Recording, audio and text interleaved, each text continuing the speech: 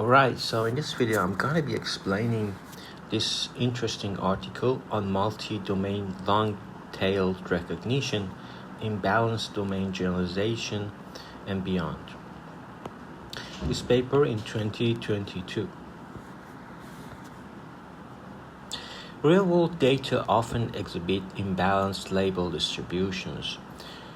However, natural data can originate from distinct domains where a minority class in one domain could have abundant instances from other domains. We first developed a domain class transferability graph and show that such transferability governs the success of learning. So you see this multi-domain long-tailed recognition, which aims to learn from imbalanced data from multiple distinct domains, tackle label imbalance, domain shift, and the divergent label distributions across domains, and generalize to the entire set of classes over all domains. So we also have missing data here, and what we are doing is you see that the divergent label distributions across domain. For example, in domain of photo you have more dogs than horses, but in domain of cartoon you have more horses than dogs.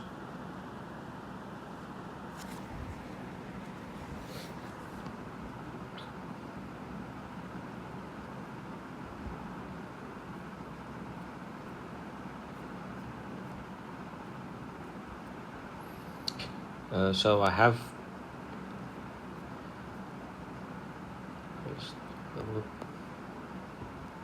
So to deal with above issues, we first developed domain class transferability graph. And in this graph, each node refers to a domain class pair, and each edge refers to the distance between the two domain class pairs in the embedding space. We are making this domain class transferability graph. So we show that the transferability graph dictates the performance of imbalanced learning across domains.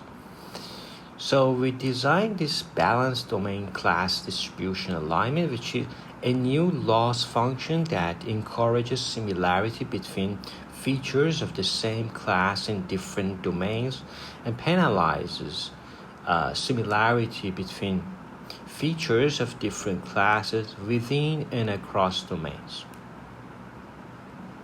We learned from MDLT. A natural question arises when learning from that. How do we model in the presence of both domain shift and class imbalance within and across domains?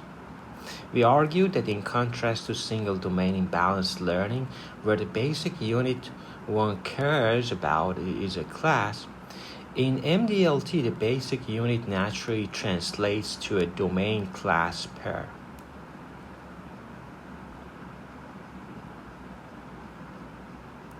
So instead of saying class 1, class 2, class 3, now we are saying domain 1, class 2, domain 1, class 1, domain 2, class 5. So you can see this is more natural than this one, because now we are respecting domains as well. But what is this definition of transferability?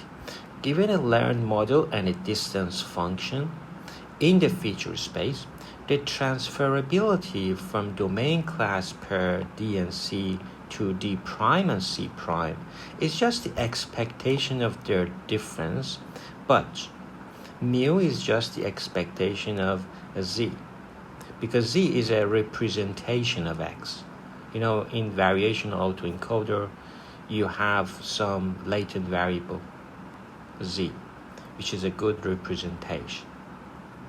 And once we get this mean, this is the first order statistics, which is mean.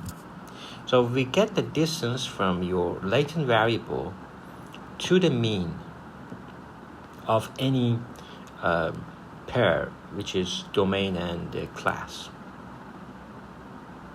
So this is the transferability. What is the expectation? And transferability graph, the definition is like this. The transferability graph for a learned model is defined as the vertices and edges of this graph, where vertices represents domain class pairs and the edges are assigned weights equal to this transferability, which is that expectation.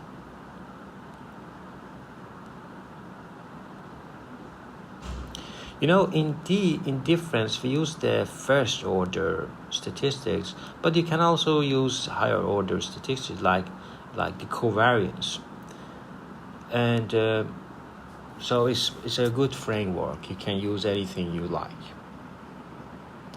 We can then visualize this similarity and the underlying transferability graph using multidimensional scaling, which I have explained in my playlist for machine learning. So you see in this figure the overall framework of transferability. In A, we have distribution statistics. So that's why we can compute the mean of each pair, which is domain and the class. For example, domain 1, domain 2, we represent this latent variable z by f. And so we give this to the distance function. So for any pair, we can calculate, and then they give it to multidimensional scaling to have a 2D graph visualization. And here are the transferability statistics.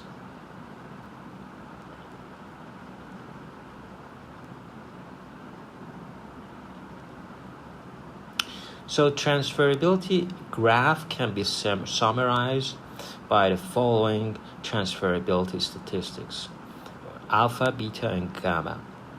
Different domains, same class, we use alpha.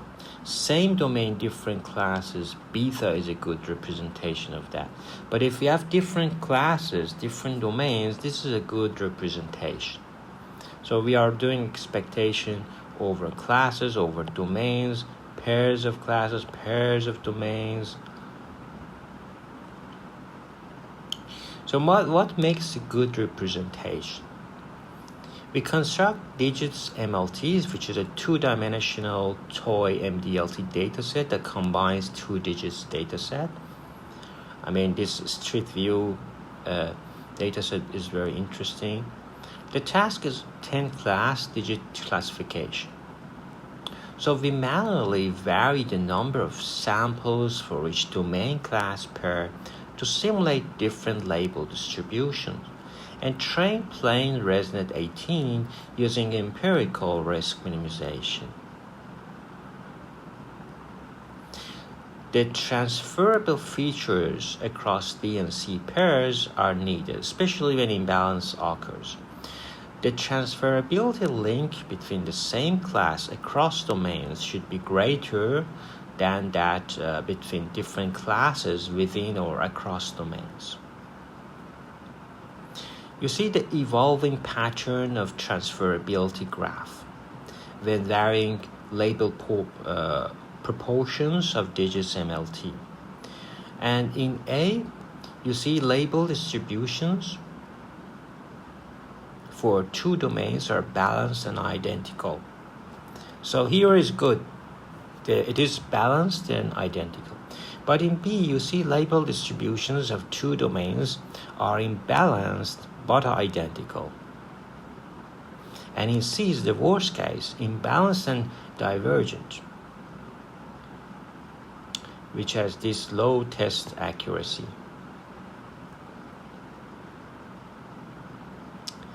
Forward LT, so we consider the three imbalance types to impose different label configurations. The first one is uniform, which is balanced labels. The second one is forward LT, where the labels exhibits a long tail over class IDs. And the third one is backward LT, where labels are inversely long-tailed with respect to the class IDs.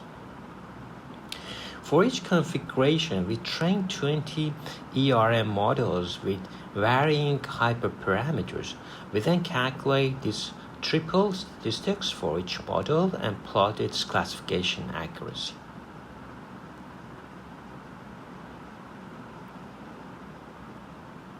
A loss that bounds the transferability statistics.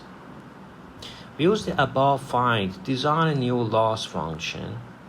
We will first introduce the loss function, then prove that it minimizes an upper bound of our triple statistics. We start from a simple loss inspired by metric learning. We call this loss L of DA, which stands for domain class distribution alignment, which is aligning the features of the same class across domains. Let X sub I, C sub I, and D sub I denote samples with feature Z sub I. Given a set of training samples, we have this loss. And it tackles label divergence, as these C pairs that share same class would be pulled closer and vice versa. It also related to alpha, beta, gamma statistics.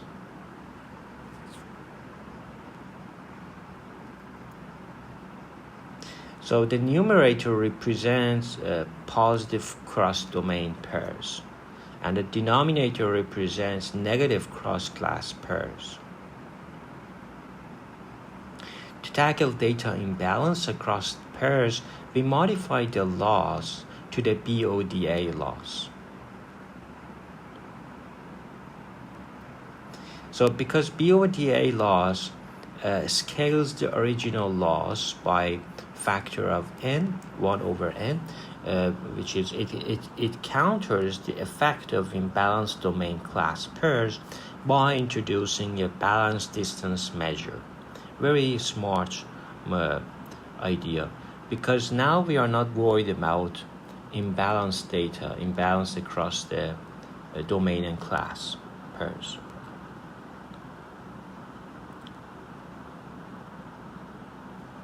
So now you see a lower bound for this loss, a lower bound.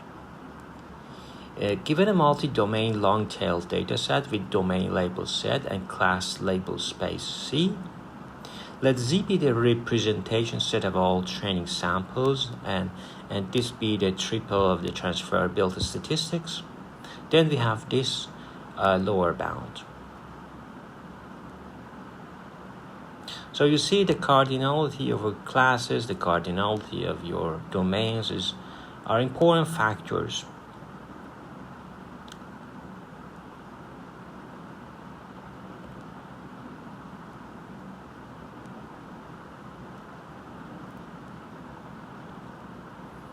As I said, we can also use higher order statistics inside the distance, and